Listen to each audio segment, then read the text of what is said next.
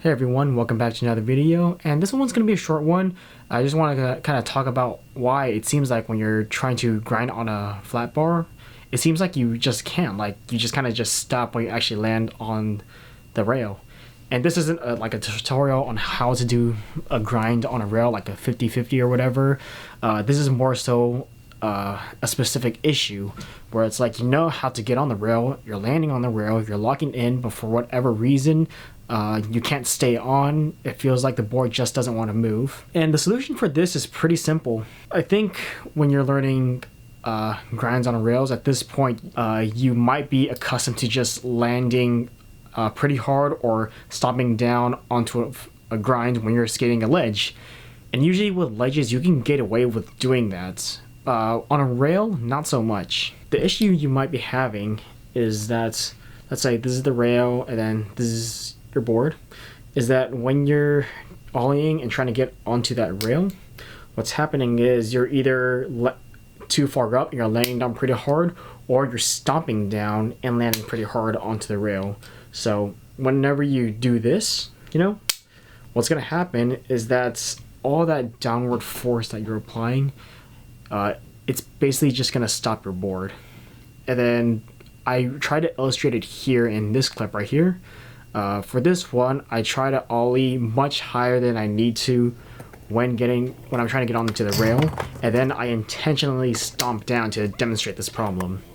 And as you can see, I actually land on the rail, but because I stomped down so hard and from a height from that I really don't need to be so high off of, the board just stops and I kind of slip out. So the way you want to get onto a rail is basically to just ollie only as high as you need to get above the rail. You shouldn't be ollieing like super high and then landing down. It's just enough so we can get on and then land softly. And you don't want to be stomping down or anything like that.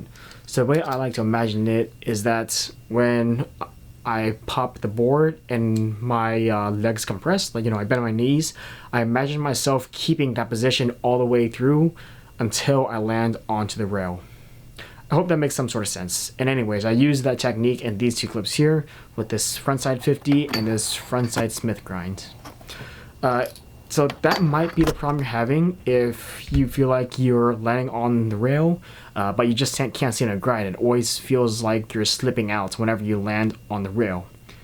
Next time you go to the park, you know, get a little warm up in, and then just try to land softly on the rail and only pop your board only as high as you need to be just to clear the rail, nothing any higher. And you could totally practice this on a ledge, you know, that's probably a safer bet. You know, get comfortable with that and then do it on a rail. But yeah, anyways, that was a little quick trick tip. Hopefully it helps. You know, when I had this problem, someone told me this advice and I tried it and it worked out for me.